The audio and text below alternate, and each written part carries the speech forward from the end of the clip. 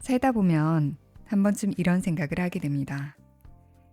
그때 다른 선택을 했더라면 지금의 내 인생은 달라졌을까?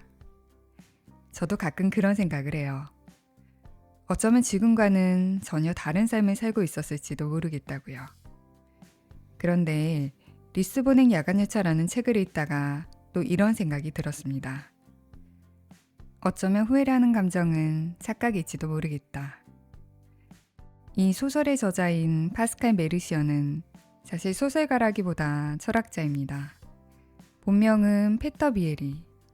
자유와 인간의 선택에 대해 쓴 자기결정이라는 철학책으로 유명한 사람이죠. 그래서인지 리스본행 야간열차는 사건이 계속 이어지는 소설이라기보다 문장 하나가 사람을 멈추게 만드는 책이에요. 읽다 보면 이야기보다 문장이 더 오래 남거든요. 이 소설의 주인공은 57세 고전어 박사 그레고리우스입니다. 스위스 베른에서 학생들을 가르치며 조용하고 안정적인 삶을 살고 있는 사람이죠. 특별히 불행하지도 않고 그렇다고 크게 부족한 것도 없는 삶입니다. 그런데 어느 날 아주 사소한 일을 계기로 그는 모든 것을 두고 떠나기로 결심해요. 어디로 가야겠다는 계획도 없이 그저 떠나야겠다는 생각 하나로 길을 나서버리죠. 그러다 우연히 길가의 한 헌책방에 들어가게 되고 그곳에서 포르투갈어로 쓰인 한 권의 책을 발견하게 됩니다. 포르투갈어를 몰랐던 그에게 헌책방 주인이 책의 한 구절을 읽어줘요. 그 책에는 이런 문장이 적혀 있었습니다. 우리는 많은 경험 가운데 기껏해야 하나만 이야기한다. 그것조차도 우연히 이야기할 뿐. 그 경험이 지닌 세심함에는 신경 쓰지 않는다. 침묵하고 있는 경험 가운데 알지 못하는 사이에 우리의 삶의 형태와 색채, 멜로디를 주는 경험은 숨어 있어 눈에 띄지 않는다. 우리가 우리 안에 있는 것들 가운데 아주 작은 부분만을 경험할 수 있다면 나머지는 어떻게 되는 걸까? 이 글을 읽은 그레고리우스는 자신이 아직 경험하지 못한 삶에 대해 생각하게 됩니다. 그리고 동시에 이 글을 쓴 사람이 궁금해졌어요. 그래서 그는 그 책을 들고 그 사람을 만나기 위해 리스본으로 향하게 되죠. 이 소설은 그레고리우스가 한 책의 저자 프라도의 글을 따라가며 그의 삶을 추적해가는 이야기예요. 그래서 이 책의 진짜 매력은 책 속의 책, 이야기 속에 등장하는 또 하나의 책입니다. 그레고리우스가 손에서 놓지 않는 프라도의 책에는 인생과 선택에 대한 깊은 사유가 담겨 있었어요. 그 중에서도 저에게는 특히 두 가지 생각이 오래 남았어요. 바로 후회와 실망에 대한 이야기였습니다. 이 책은 제가 알고 있는 그 감정을 완전히 다르게 바라보게 만들어줬거든요. 좀 길지만 제가 좋았던 부분을 그대로 읽어드릴게요. 그렇게 반항한 소년이 여전히 나였을 수 있을까? 당시의 나에게는 갈림길 앞에서 다른 길을 갈망할 만한 고통의 경험이 없었다. 그러니 경험을 하나씩 지워버리고 시간을 되돌려 당시의 그 소년으로 돌아가는 게 나에게 무슨 소용이 있을까?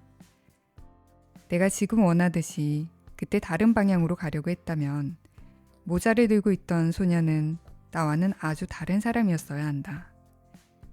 그러나 그렇다면 그 다른 소년은 나중에 과거의 갈림길로 돌아가기를 갈망하는 사람은 되어 있지 않을 것이다. 난 그가 되길 원하는가? 이 만족감은 내가 그 사람이길 원하는 소망이 이루어졌더라면 돌아가고 싶은 갈망도 없다는 사실을 잊고 있는 지금의 나에게만 유효하다. 이것보다 더 정신 나간 일이 또 있을까? 존재하지 않는 대상의 갈망에 따라 움직이는 것. 이 문장을 읽는데 조금 웃기기도 하고 조금 찔리기도 했습니다. 우리는 가끔 존재하지 않는 삶을 상상하면서 지금의 삶을 바라볼 때가 있으니까요. 그때 다른 선택을 했더라면. 하지만 가만히 생각해보면 그 생각은 사실 그때의 내가 아니라 지금의 내가 하는 생각이죠.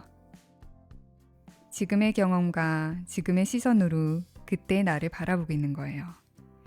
그래서 어쩌면 우리가 말하는 후회는 실제로 존재했던 삶이 아니라 지금의 내가 만들어낸 상상일지도 모르겠다는 생각이 들었어요. 그리고 이 책에서 또 좋았던 부분이 실망에 대한 이야기였습니다. 실망은 불행이라고 간주되지만 이는 분별 없는 선입견일 뿐이다. 실망을 하지 않는다면 우리가 무엇을 기대하고 원했는지 어떻게 발견할 수 있으랴. 또한 이런 발견 없이 자기 인식의 근본을 어떻게 알 수 있으랴. 그러니 실망이 없이 자기 자신에 대한 명확함을 어떻게 얻을 수 있으랴. 실망이 스스로를 향한 길잡이라고 인식한 사람은 없는 용기와 모자라는 성실함, 자신의 감각과 행동과 말에서 끔찍하도록 좁은 한계 등 스스로에 대한 실망이 얼마나 심각한지 알아내기 위해 온갖 힘을 쏟는다. 우리가 우리에게서 바라고 기대했던 것은 무엇이었나? 우리에게 한계가 없다는 것? 아니면 우리가 사실은 아주 다른 사람이었다는 것? 우린 실망을 찾고 추적하며 수집해야 한다. 우리는 보통 실망을 굉장히 부정적인 감정이라고 생각하잖아요. 가능하면 피하고 싶은 감정이고요. 그런데 가만히 생각해보면 우리가 우리 자신을 더 잘 알게 되는 순간은 잘 될 때보다 오히려 기대가 깨질 때였던 것 같아요. 그때 우리는 알게 됩니다. 아, 내가 이런 걸 기대하고 있었구나. 아, 내가 이런 사람이 되고 싶었구나. 그래서 실망은 단순한 좌절이 아니라 어쩌면 나라는 사람을 조금 더 알게 되는 순간인지도 모르겠어요. 소설 속에서 그레고리우스 역시 어느 순간부터 자신의 삶을 다르게 바라보게 됩니다. 이제 전차 유리창으로 바깥을 내다보는 시간. 덜컹거리고 삐걱거리며 차가 움직이는 이 시간은 오로지 그만의 것이었다. 라이문트 그레고리우스가 새로운 삶을 사는 시간.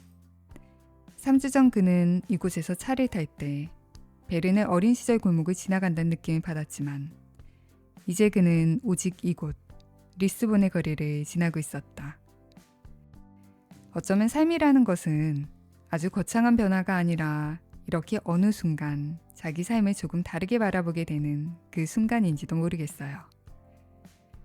우리는 종종 존재하지 않는 삶을 상상하면서 지금의 삶을 바라보죠. 아, 그때 다른 선택을 했더라면. 하지만 가만히 생각해보면 그 생각은 그때 내가 아니라 지금의 내가 하고 있는 생각이죠. 지금의 경험과 지금의 시선으로 과거의 나를 바라보고 있는 거예요. 그래서 어쩌면 후회라는 감정은 실제로 존재했던 삶이 아니라 지금의 내가 만들어낸 이야기일지도 모릅니다. 그리고 실망 역시 피해야 할 감정이 아니라 내가 어떤 삶을 기대하고 있었는지, 내가 어떤 사람이 되고 싶었는지를 알게 되는 순간일지도 모르겠어요. 오늘 이야기한 책은 파스칼 메르시어의 리스본행 야간열차였습니다. 오늘도 함께 해주셔서 감사합니다. 다음에 또 만나요.